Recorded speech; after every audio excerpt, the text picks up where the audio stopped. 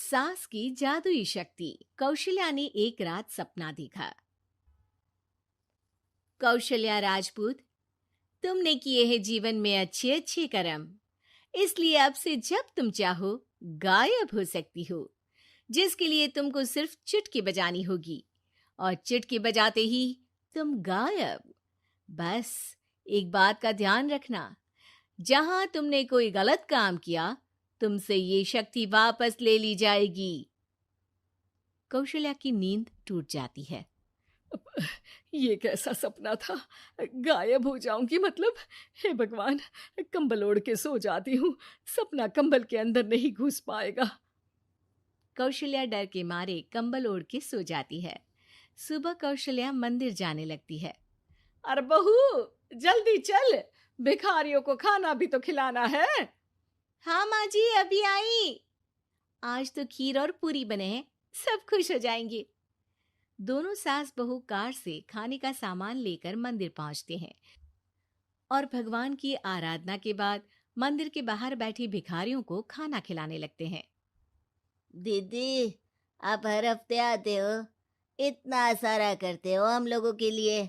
मैं आपके लिए रोज अलग से दुआ मांगता हूँ। ये तो फर्ज है हमारा। दीदी, थोड़ी पैसों की मदद हो जाती तो अच्छा होता। बड़े चौराहे पे मेरी बीवी भीख मांगती है, उसका इलाज करवाना है, 100-200 रुपए लग जाएंगे। कौशल्या उसी वक्त भिखारी को 500 का नोट दे देती है और दोनों सास बहू वहां से लौटने लगती हैं। तभी कौशल्या को कोई शंका होती है। अब बहू रुक, तो मैं अभी आई। कौशल्या वापस वहीं जाती है तो देखती है कि भिखारी वहां है ही नहीं। कौशल्या को रात का सपना याद आता है। वो चुटकी बजा के गायब हो जाती है और सीधे भिखारी के पास पहुंचती है, पर भिखारी को वो दिखाई नहीं देती। कौशल्या देखती है कि भिखारी उन पैसों से शराब खरीद रहा है और कौशल्या उसे वहीं एक चाटा मारती है। अरे कौन है बे? एक और चाटा पड़ता है। अरे कौन है? कौन है? हिम्मत है तो सामने आओ। भिखारी को झूठ बोलने पर तड़ातड़ चांटे पड़ते हैं। वो वहां से भाग खड़ा होता है। कौशल्या चुटकी बजा के वापस बहू के पास आ जाती है और मन ही मन सोचती है, ऐसे तो मैं कितने गलत काम रोक सकती हूँ, कितनी ताकतवर हूँ मैं, किसी को पता भी नहीं चलेगा। सासू माँ, आप क्या सोच रही हो? अब कुछ नहीं, कुछ भी तो नहीं। ठीक है, मुझे ना थोड़े पैसों की जरूरत थी। मेरे कजिन भाई है ना, उनकी तबीयत थोड़ी इधर उधर हो रही है। वो तो खुद से नहीं कहेंगे कि पैसे दे दो, पर बहन होने के नाते मेरा तो फर्ज बनता है ना कि भाई की मदद करूं। अरे हाँ हाँ, ले जाना पैसे। पैसे इसीलिए तो कमाते हैं कि जरूरत में काम आ सके। घर पहुंच के कौशल्या अपनी बहू को 10,000 रुपए दे देती है। कब जाएगी तुम मायके? कल शाम की ट्रेन है।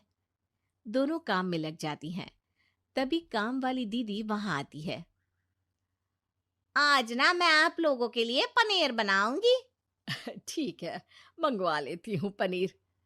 पड़ोस की दुकान वाला पनीर दे जाता है और काम वाली बाई पनीर से रेसिपी बनाने लगती है। आज अपनी सुपर पावर काम वाली बाई पे ट्राई करती हूँ, देखूं तो सही किचन में करती क्या है ये। सास चुटकी बजा के गायब हो जाती है और किचन में पहुंचती है। बाई को खबर भी नहीं है कि कौशल्या भी किचन में ही है। आज तो मैं भी पनीर की सब्जी बनाऊंगी रात को अपने घर, और थोड़ा सा घी भी रख लेती हूँ। वैसे भी कौशल्या बुढ़िया खा खा के मोटी हो गई है। कौशल्या बाई की चोरी पकड़ लेती है और गुस्से में बाई की चोटी ऊपर उठा देती है। बाई को समझ भी नहीं आता कि उसकी चोटी खड़ी कैसे हो गई। वो डर के मारे चीख पड़ती है। बहू भागते हुए किचन में आती है। अरे क्या हुआ? ये तुम्हारी चोटी खड़ी कैसे है? करंट लग गया है क्या?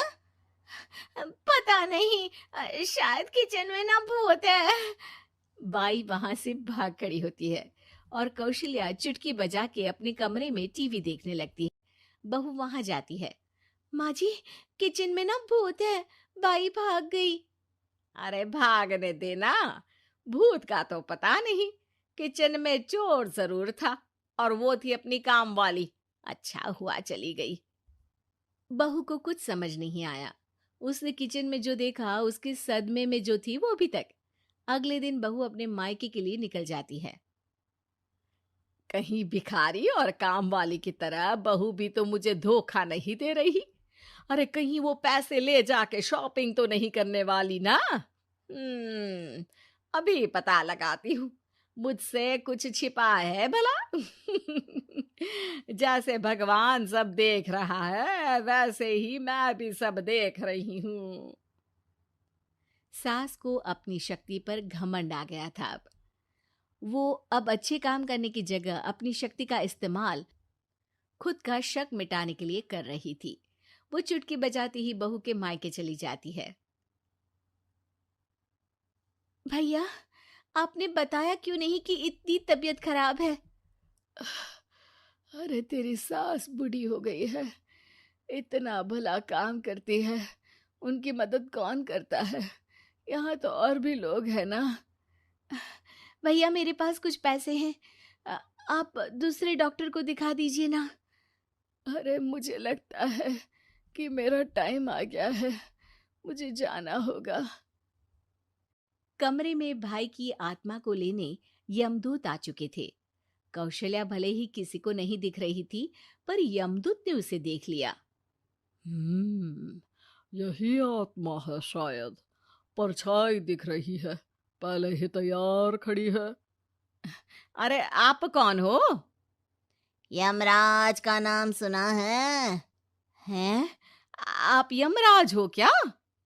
नहीं, हम उनके यहाँ जॉब करते हैं, आत्मा उठा के ले जाते हैं डिलीवरी वाले। चलो अब तुम्हारा टाइम पूरा हो गया। अरे आप शायद ना वो बिस्तर पर पड़े आदमी की आत्मा को लेने आए हो। मैं तो बस यहाँ देखने आई थी कि मेरी बहू कहीं मुझसे पैसे लेकर शॉपिंग करने तो नहीं चली गई ना। मतलब तुम्हारे पास शक्ति है गायब होने वाली? हाँ। तुम ऐसे तुच्छ काम में उपयोग कर रही हो ऐसी दिव्य शक्ति का। अब तो तुमको ही लेके जाऊंगा। अरे नहीं नहीं, कल मुझे किटी पार्टी में भी तो जाना है। अब नरक में ही करना किटी पार्टी। नहीं नहीं नहीं। 3 बार नहीं क्यों बोल रही हो? टीवी सीरियल चल रहा है क्या एकता कपूर का? अरे प्लीज मुझे जाने दो। आप तो उस बीमार आदमी की आत्मा को लेने आए थे ना। गलत डिलीवरी करोगे तो यमराज डांटेगा ना। बात तो सही कर रही हो, पर हमको उस पे दया आ गई। अभी उसकी उम्र ही क्या है, पर कुछ तो लेके जाना पड़ेगा ना। एक काम करो, अपनी शक्ति दे दो, गायब होने वाली।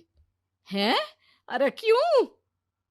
तुम पृथ्वीलोक का भ्रष्टाचार रोक सकती थी, चोरी रोक सकती थी, अरे कोरोना रोक सकती थी, पर तुमने अपनी बहू की जासूसी करना शुरू कर दिया। अरे लेकिन किंतु परंतु। यमदूत सास की शक्ति लेके वापस चले जाते हैं। कौशल्या की परछाई हवा से नीचे गिरती है और जमीन पे आते आते कौशल्या का शरीर सामने आ जाता है। अरे लग गई, कितने ऊपर से फेंका। माँ जी, आप यहाँ ऊपर से कैसे गिरी? अरे समधन जी, आप अचानक कमरे में। सब घबरा जाते हैं। सास बहू को सारी बात बता देती है। ये लो आपके 10,000 रुपये। आपको मुझ पे इतना भी भरोसा नहीं है? अरे बहन, मुझे दर्द नहीं हो रहा है, अब अचानक से सब अच्छा होने लगा है। अरे तो फिर बिस्तर से उठ जाओ और मुझे लेटने दो। गिरी हूं ऊपर से तो पूरा बदन दुख रहा है। भाई को तो यमदूत ठीक करके जाते हैं, पर कौशल्या देवी दर्द के मारे बिस्तर पर आ जाती हैं।